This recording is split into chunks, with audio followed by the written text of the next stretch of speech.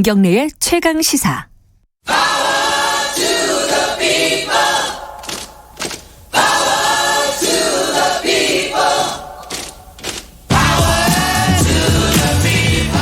을의 입장에서 을의 목소리를 통해 함께 사는 세상을 생각하는 시간입니다. 지금은 을밀대 민생경제연구소 안진걸 소장님 나와 계십니다. 안녕하세요. 네, 안녕하십니까. 네. 오늘은 굉장히 이슈가 됐던 얘기예요. 현대판 장발장이라고 많이들 얘기하죠. 마트에서 음식을 훔치다가 이제 잡힌 사람 스토리예요. 요거 좀 이 사건을 간단하게 좀 요약을 하고 시작을 해보죠. 모르시는 분을 위해서. 12월 14일쯤이었나요? 예. 한 마트에서 10,000원 정도 안팎의 우유랑 사과를 훔치다가 걸린 거예요. 우유하고 사과. 네, 30대 이씨가. 예. 근데 아이도 같이. 아이와 함께. 그죠. 예. 예. 아이를 동반했는지는 조금 저는 그건 좀 아쉽지만 네. 어쨌든 얼마나 배고팠을까. 근데 이제 마트 사장님도 그렇고 출동한 경찰도 그렇고 정말 배가 고파서 그런 거니까 사실 법이라는 것은 도덕의 최후라는 말이 있거든요. 네. 무조건 처벌하고 원벌하는 게 능사는 아니란 이야기죠. 네. 가급적이면 사회 속에서 합리적이고 슬기롭게 해결하라는 것인데 네. 그래서 이제 처벌은 안 하고 이제 식당으로 와서 이제 너무 배가 고프니까 밥을 사주러 이제 경찰관이 같이 간 거죠. 경찰이 그 사람을 데리고 가서. 그렇죠. 그것도 너무 훈훈했어요. 근데 그 CCTV 보니까 어떤 또 한 분이 그 식당에 해필이면 어떤 한 분이 약간 이렇게 봉투를 주고 이렇게 황급히 나가는 게 나와요. 그러니까 이제 사회를 잠깐 드러나 보더라고요. 그러니까요. 그 잡히고 이런 과정을 본 모양이에요. 아빠하고 아이만 들어왔으면 유심히 안 볼 텐데 해필이면 경찰관 선생님이 같이 들어오니까 잠깐 드러나 봐. 그래서 너무 자기도 안타까우니까 한 20만 원 정도를 봉투에 얼른 담아갖고 주고. 그러니까 어디 가서 찾아왔다면서요. 또. 그리고 황급히 나간 거예요. 근데 보니까 돈이니까 그 아이가 얼른 뛰어나가는 장면이 또 나오잖아요. 돌려주려고. 예. 그러니까 어쨌든 참 그게 알려지면서 막 마트로도 그런 분들이 있으면 차라리 보내줘라 하고 많은 분들이 뭐 음식을 이제 사갖고 그 마트에 이제 있으니까 보내달라고 하고. 성금도 많이 모였다면서요? 예, 성금도 모이고. 저는 문재인 대통령님 말씀이 제일 인상적이었다고 생각을 해요. 시민의 온정에 기대서 우리 사회 문제를 방치하지 말자. 무슨 어려운 문제 생기면 시민들이 도와주잖아요. 이번에도 그랬죠. 이번에도 그랬고 그렇게 시민 온정에만 기댈 일은 아니다. 그래서는 안 된다. 그거는 되게 이제 훈훈한 얘기지만 아주 훈훈하고 저는 우리 사회가 살만한 사람은 굉장히 연말에 미담이라고 생각했어요. 근데 더 좋은 해법은 역시 문재인 대통령이 말한 것처럼 복지제도, 민생제도, 그다음에 그분이 일을 할 수 있는 능력이 된다면 일자리를 연결해 주는 거죠. 그런데 아버님이 이제 아프셨나 보죠. 아파가지고 일을 하기는 쉽지 않은 것 같아요. 왜냐하면 생계급여를 130만 원 정도 4인 가구 기준으로 우리가 지난주에 이제 기초 연금 줬다 뺏는 그러니까 기초연금 25만 원 올라갔고 문재인 정부에서 아동수당 10만 원 모든 계층에 주고 25만 원 올라가고 또 한편은 30만 원 올라간단 말이죠. 근데 그것이 소득으로 잡혀서 기초생활보장급여를 받는 노인분들 중에는 그것이 줬다 뺏는 것이 돼버린다는 이야기를 했잖아요. 그때 1인 가구 기준이 생계급여가 51만 원이라고 어제 말씀드렸어요. 51만 원. 4인 가구는 한 130만 원쯤 됩니다. 138만 원. 정리를 하면요. 이 사건의 장본인인 이 아빠가 몸이 아파서 일을 할 수 없는 상황이었고. 맞습니다. 그리고 그 경찰이 인터뷰하면서 막 우는 장면이 나왔었는데 TV 뉴스에 보니까 밥을 굶을 정도로 지금 상황이 어려웠다고. 요즘 세상에 밥 굶는 사람이 있는지 몰랐다 이러면서 울더라고요. 요즘 세상에도 밥을 굶는 사람이 있느냐. 있는 거예요. 있어요. 그죠? 있어요.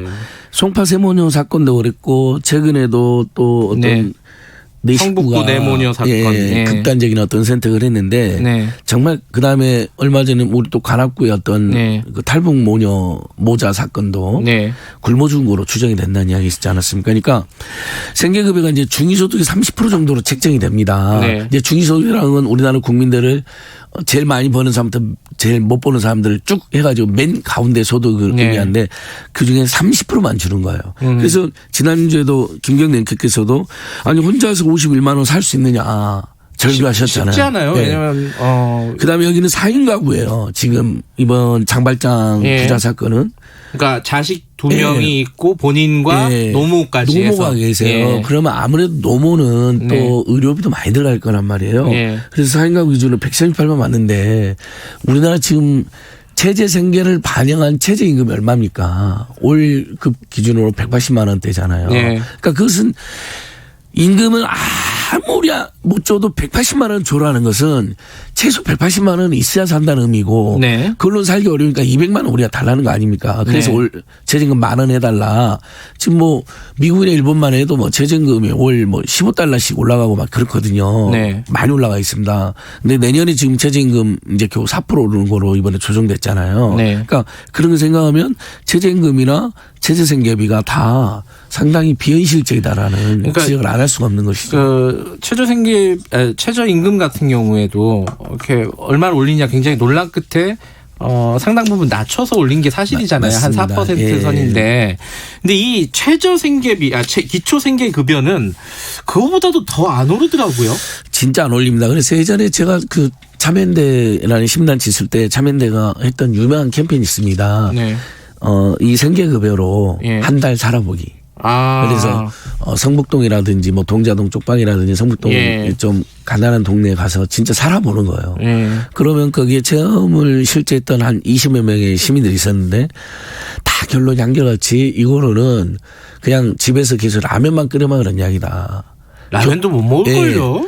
아니, 그러니까 이제 어쨌든 라면은 사가지고 그러니까 김치도 먹는 없을 정도 거예요. 되니까 교통비, 뭐 문화비, 뭐 교재비 이런 거 있잖아요. 친구 만나 이런 거 꿈도 못 꾸고 그냥 밖에 나가면 다 돈이 들잖아요. 그러니까 그 아주 가난한 집에서 가난한 방에서 그냥 가만히 앉아서 라면만 뭐라니 그래서 올려달라고 그랬는데 실제로 지금 현재 통계 하나 말씀드리면 2018년 기준으로 국민기초생활보장법에 의해서 이제 기초생활이 보장되는 거잖아요. 네. 옛날에는 생활보호대상자니 영생이란 말은 다 없어졌습니다.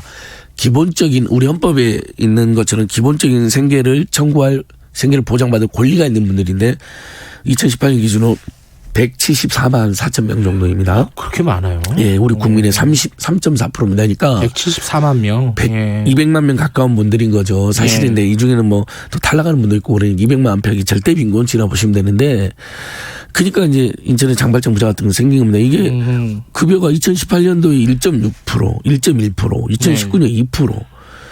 내년에도 2.94% 이렇게 이제 약간 인상은 됐습니다만 최저임금 옛날에 박근혜 정부 이명박 정부 때 안 올린다 그래도 그때도 7, 8% 올랐거든요. 최저임금은. 그렇죠. 그것은 그 정도로 올려야 된다는 게 생활실에서 반영이 된 거잖아요. 근데 기초생활급여는 1, 2%만 오르는 거예요. 생계급여가 내년에 이제 2.94% 이것도 최근에 들어서 굉장히 많이 오른 거예요. 예. 보통은 1%, 2% 정도 오르는데. 맞습니다. 2.94%. 그리고 이제 이 가구를 이제 분석을 해볼게요. 네. 그러니까 나머지 주거급여도 일부 받았고 올 150만 원 정도 받았는데 왜 장발장이 됐을까? 이게 이제 화제가 됐잖아요. 어떤 사람들은 왜 일도 안 하고 그 정도 받으면 살 수 있지 이런 분들이 있어요. 근데 네. 다시 한 번 말하지만 일을 하려고 해도 이제 못하는 계층이 있는 거고 사실 일을 했으면 이분은 근로장려 세제를 받아요. 그러니까 우리가 이제 일하는 복지, 생산성 복지라는 말이 있잖아요. 그러니까 그냥 도와주는 것도 기본적으로 필요하지만 일을 하면 더 도와주자는 개념으로. 근데 일을 할 수 없는 조건이었기 때문에 어쩔 수 없이 그냥 기초생활 보장만 받은 거거든요. 그러니까 너무 흔히 말하는 거죠. 일 안 하냐. 물론 그런 사람이 일부 있을 수 있겠어요. 아주 극히 일부. 근데 대부분이 차라리 일해서 300만 원 벌고 살지 힘들더라도 150만 원 받아가지고 물건 훔치고 살고 싶겠습니까? 그러니까 그렇게 가혹한 이야기는 안 했으면 좋겠어요. 그다음에 두 번째 또 그래갖고 이분들에 대한 이제 예산을 확대하자고 그러잖아요. 막 이런 사건이 터지면 예산 확대해야 된다. 더 도와주자고 막 여론이 들어요. 근데 막상 예산 조율할 때는 아까 말씀드린 것처럼 1, 2%만 몇 개 안 올려주는 거죠. 그러니까 지속적인 관심이 필요합니다. 그러니까 이게 예산을 올리려 그러면은 말씀하신 대로 아니 뭐 그렇게 일 안 하는 사람들한테 돈까지 줘가면서 이렇게 먹여 살릴 필요가 있냐 국가가 이렇게 생각을 하는 사람들이 있어요. 있으니까 그러니까 그 어떤 인상의 적정선이 필요할 텐데 그 선이 어떤 선이 합리적일까 이게 중요하지 않겠습니까? 저는 최저임금과 최저생계비가 같이 가는 게 맞고 네. 지난주에 제가 방송에 말씀드렸잖아요. 법원이 인정하는 또 최저임금이 따로 있다고. 네. 파산이나 회생 단계가 되면 이제 사람이 너무 빚이 많아지면 도저히 정상생활 안 되니까 네. 파산이나 회생 신청하잖아요. 기업도 그렇고 개인도. 네. 그때 법원이 이렇게 결정을 합니다. 자 이제 회생 결정을 해요. 만약에 김경래 앵커님이랑 안진거 씨가 이제 갔다고 그러면 네 어떻게 하냐면 어떤 정도의 최저생계를 보장했는데 나머지 소득이나 수입은 모두 빚을 갚는 데 써라 그러거든요. 몇 년 동안. 네. 이렇게 결정할 때 법원은 최저생계비를 이것보다 훨씬 많이 인정해 주고 있어요. 그러니까 아까 1인 51만 원 4인 가구 우리는 138만 원 정도 돼 있잖아요. 예. 법원이 인정하는 그분은 그보다 훨씬 많습니다. 그거 뭐냐면 법원은 아는 거예요. 만약에 안진걸이라는 채무자가 51만 원 외에 나머지 전부 빚을 갚으라면 저 사람 죽는다 잘못하면 그럼 빚도 못 갚잖아요. 네. 그럼 채권자도 손해가 되잖아요. 네. 그러니까 그보다 더 풍성하게 살게 해준 다음에 나머지만 갚아라 하는 것이거든요. 네. 그게 저는 정답이라고 생각해요. 법원이 인정하는 최저생계비 정도를 국가나 지자체가 지급해주고 네. 그다음에 이제 근로 능력이 있는 분들은 가급적이면 최대한 근로를 하게 유도를 하고 일자리 대책도 그러니까 병행해서. 다시 한 번 하지만 예. 일을 안 하고 복지급여를 받는 사람은 거의 없다는 거예요. 일할 능력이 안 되거나 장애가 있거나 질병이 있거나 또는 일자리가 없어서 그런 상태인 거지. 예. 근데 너무 흔히들 가혹하게 왜 일 안 하냐. 전 사람들 왜 도와줘 이런 분들이 있는데 그게 팩트가 아니라는 거죠. 예. 제가 그래서 예를 들었잖아요. 일 안 하고 150만 원 받고 4인 가구 살려고 하겠느냐. 책임감 있는 아빠라면 엄마라면 차라리 대부분은 일을 하고 300만 원 그러니까 힘들더라도 200이든 300이든 벌어서 먹으려고 하지. 알겠습니다. 먹고 살려고 하지. 이게 계속 지속적으로 이런 사건이 벌어져요. 아까 말씀하신 송파 세모녀 사건도 그렇고 성북구 내모녀 사건 이게 비극적인 선택을 한 그런 사건도 있고 이번 같이 이제 장발장 부자 이게 훈훈하게 마무리가 되긴 했지만 이런 걸 기회로 해서 좀 복지제도에 대해서 좀 진지하게 생각을 해보는 계기가 됐으면 좋겠습니다. 맞습니다. 장발장의 원래 소설 제목은 빅토르 휴고의 레미제라블입니다. 레미제라블은 이제 비참한 민중들이라는 뜻인데 네. 그래서 프랑스 혁명이 일어난 거 아닙니까? 알겠습니다. 이런 상태가 계속되면 기생충과 같은 파국이나 프랑스 혁명 같은 혁명이 일어납니다. 알겠습니다. 그걸 막기 위해서라도 예. 복지제도나 민생제도는 온 국민의 합의로 대폭 확대하는 게 맞다. 예. 이렇게 여기까지 호소 드릴게요. 드려봅니다. 예, 고맙습니다. 고맙습니다.